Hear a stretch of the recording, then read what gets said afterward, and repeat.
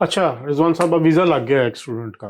अब वो समझता अब मैं इंग्लैंड पहुंच गया हूँ, लेकिन जब यहाँ पे हीथ्रो एयरपोर्ट पे लैंड करता है वो, तो एक पूरा इंटरव्यू जो है वो आगे तैयार होता है। जो इमिग्रेशन ऑफिसर है वो पूरा बारीक लेंस से उसको वेरीफाई करता है हर चीज़ को।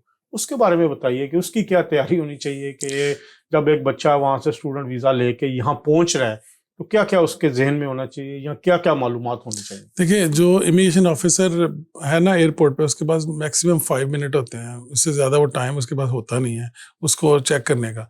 तो जो स्टूडेंट यहाँ पे आ रहा है उसकी तैयारी बहुत अच्छी होनी चाहिए। तैयारी इन सेंस उसको अपनी यूनिवर्सिटी का पता होना चाहिए, उसको पता होना चाहिए कि उसने वीज़ा कैसे लिया था, उसको पता है उसकी कितनी फीस आउटस्टैंडिंग है, उसको पता होना चाहिए कि उसके पास कितने पैसे मौजूद हैं, उसको पता होना चाहिए कि उसने रहना किधर है, जाके उसने यूनिवर्सिटी अकोमोडेशन लेनी है या उसने कोई या ली प्राइवेट। चुकी ले के जाए या आके ले।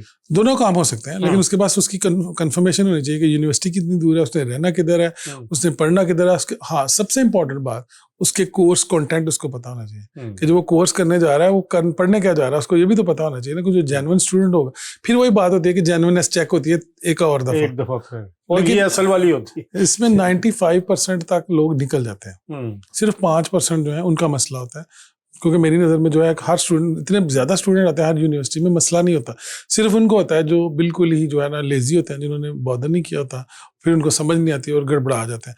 अगर ऐसी सिचुएशन हो तो आप बिल्कुल उनको कह सकते हैं कि मेरी भी तबीयत ठीक नहीं है या मैं प्रेशर में हूँ, मैं थोड़ी देर के बाद, क्योंकि बरतानिया वाले जो इमिग्रेशन ऑफिसर है वो दुश्मन नहीं है। वो चाहते हैं कि इस मुल्क की इंडस्ट्री चले, वो चाहते हैं कि जानवर लोग यहाँ पे आए।